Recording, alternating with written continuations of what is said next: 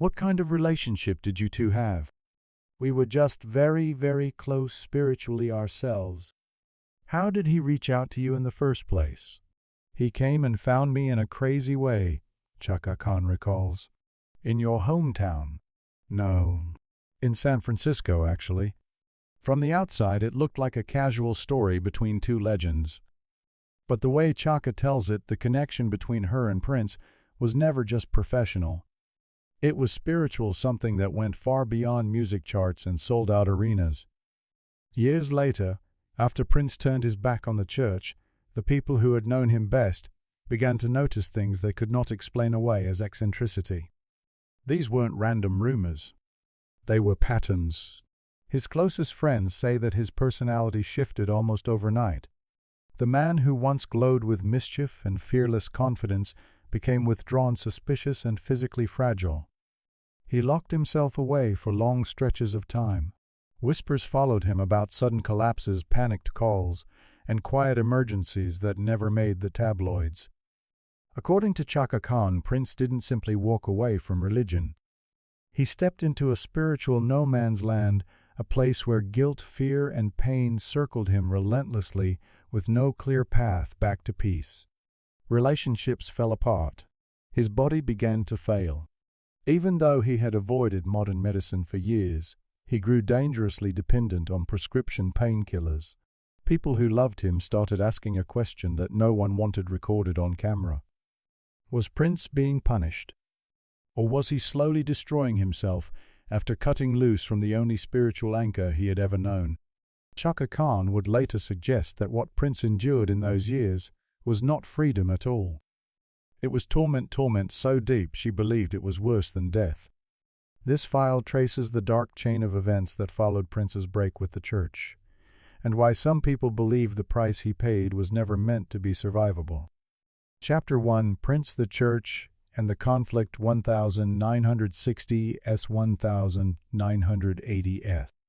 Prince Rogers Nelson was born into sound and into contradiction. In Minneapolis, his childhood world was built from two clashing elements: music and faith. Church was close, both as a physical space and as a language. He heard gospel harmonies, sermons about judgment and mercy, and strict moral boundaries long before he understood the meanings behind them. But inside his own home, stability was fragile. His parents' relationship was turbulent. Arguments, separations, and emotional distance taught him that devotion and chaos could occupy the same room. That tension never really left him.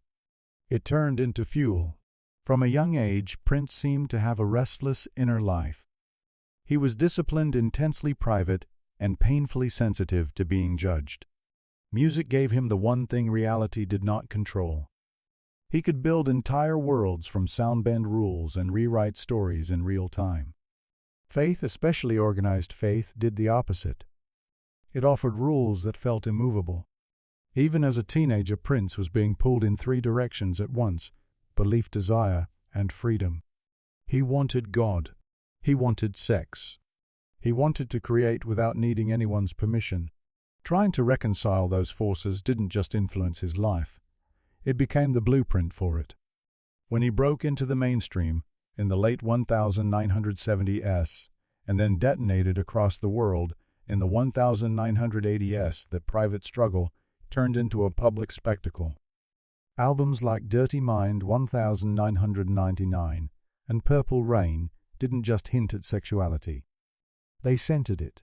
Prince sang openly about lust, pleasure, and temptation with a bluntness that made conservative America flinch.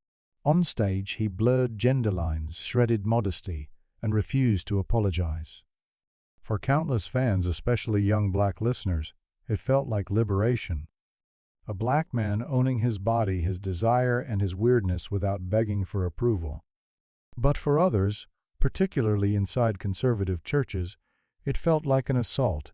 By the mid-1980s, Prince wasn't just a pop star. He had turned into a symbol, and symbols invite judgment.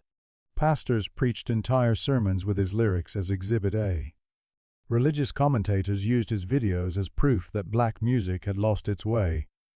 Talk radio callers and newspaper columnists described him as a corrupter, a dangerous influence dragging young people away from God. The phrase moral decay started following his name around. What made it uniquely painful was that Prince never saw himself as an enemy of God. According to people who knew him, including Chaka Khan, he believed deeply in a higher power. He prayed. He searched. He wrestled. The problem was not disbelief. The problem was guilt. Chaka has said that, even in those early years, Prince carried a quiet sense of moral conflict. He loved the church's language of grace, but he could not silence his desires. And the louder the condemnation became, the deeper that conflict cut into him. His music from this era is full of that tension. Explicit sexuality sits side by side with religious imagery, angels' judgment, heaven's sin, salvation. Songs swing between warning and invitation, ecstasy and fear. He wasn't mocking faith. He was circling it, arguing with it, demanding that it respond. To some listeners that sounded like blasphemy. To others it sounded like confession. But institutions aren't built for confession. They're built to enforce lines. As Prince's fame expanded, so did the scrutiny. His videos were investigated for indecency. Parents' groups campaigned against him. He was lumped together with other artists supposedly corrupting the youth. Soon the criticism shifted from his work to his character. Writers and preachers accused him of enjoying sin without consequence, of reveling in temptation he would never pay for. That accusation mattered because Prince heard it. Those close to him describe a man who absorbed judgment like a sponge. He didn't shrug it off as ignorance. He internalized it. Chaka Khan later said Prince was always aware of how he was viewed by the church. He wasn't rebelling against God, he was terrified of disappointing him. That fear hardened into a chronic underground guilt, quiet, constant, unresolved.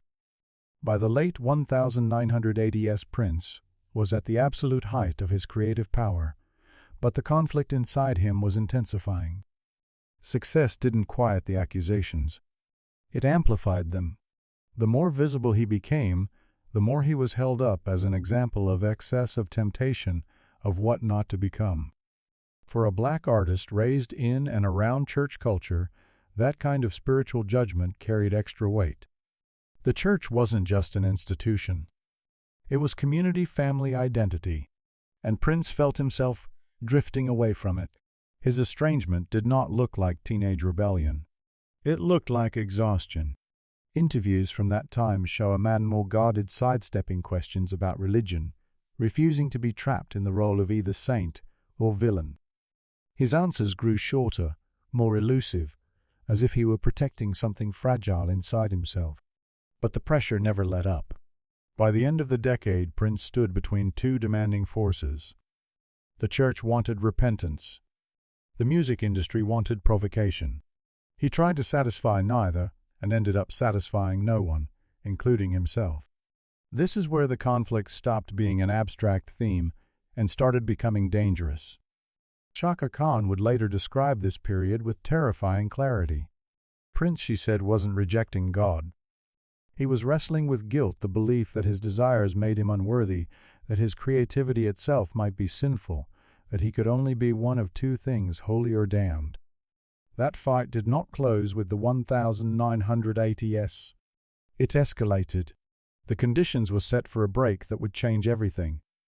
Prince wasn't done with God, but guilt left unresolved always comes back, demanding payment. Turning against the church. Prince never held a press conference to declare war on the church. There was no open letter, no dramatic sermon.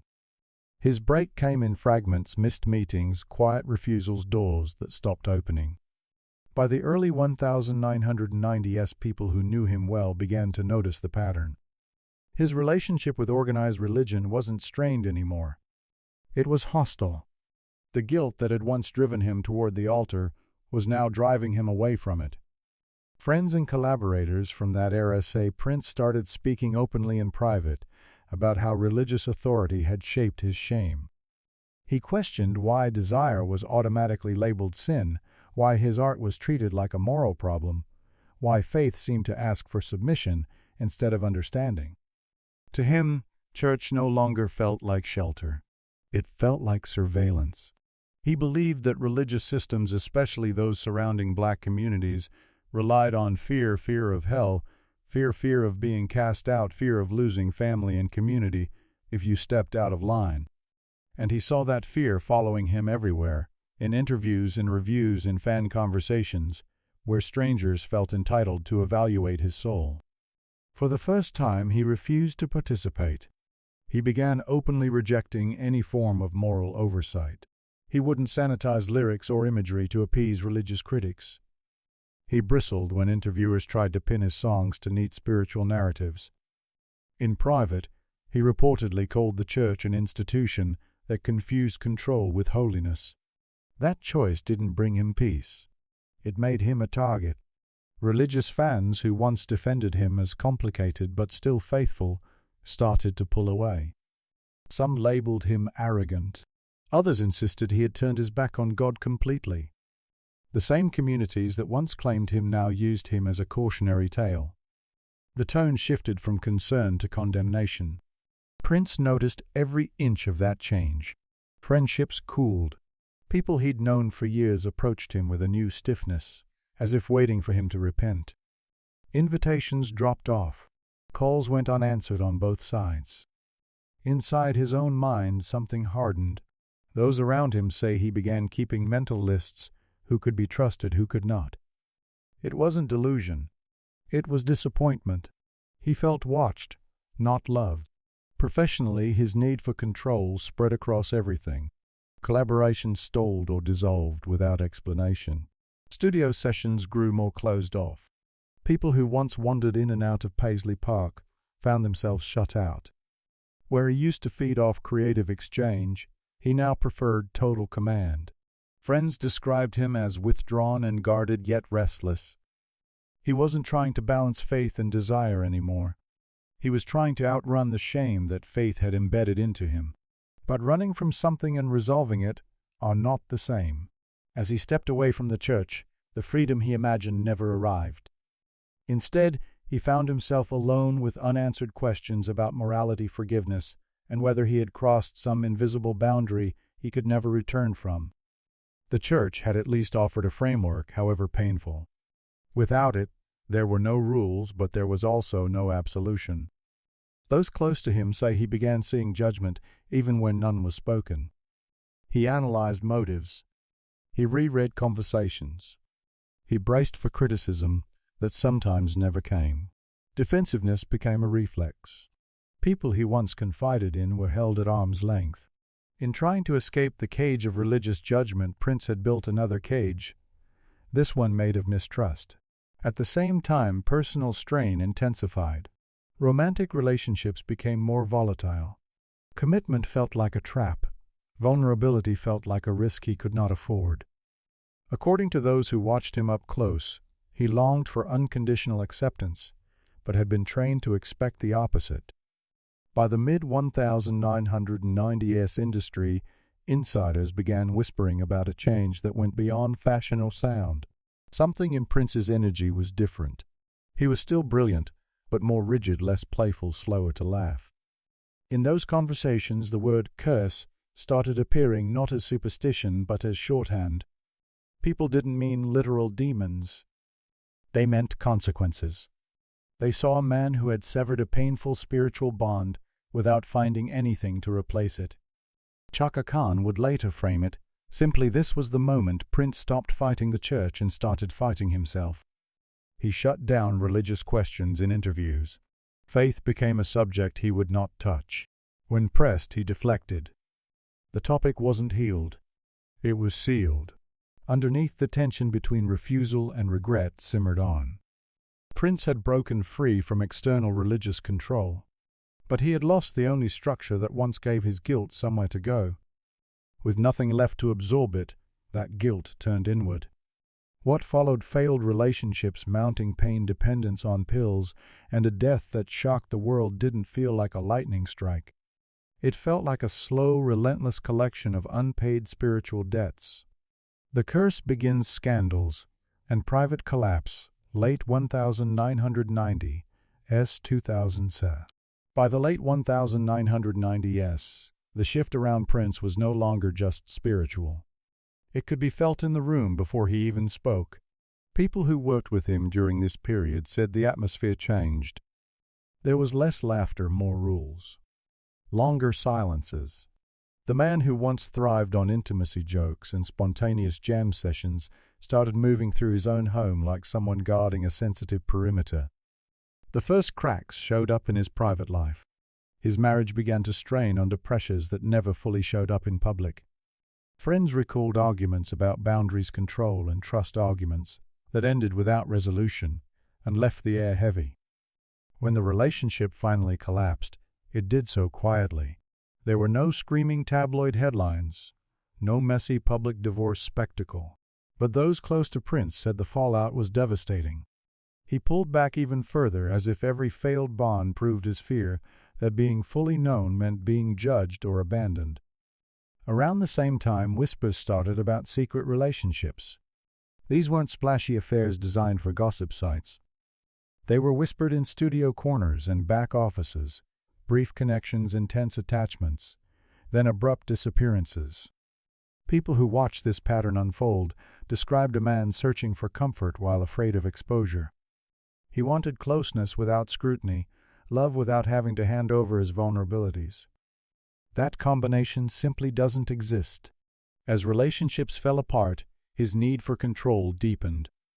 According to several insiders, Prince tightened everything: access to him, access to Paisley Park, even the language people were allowed to use around him.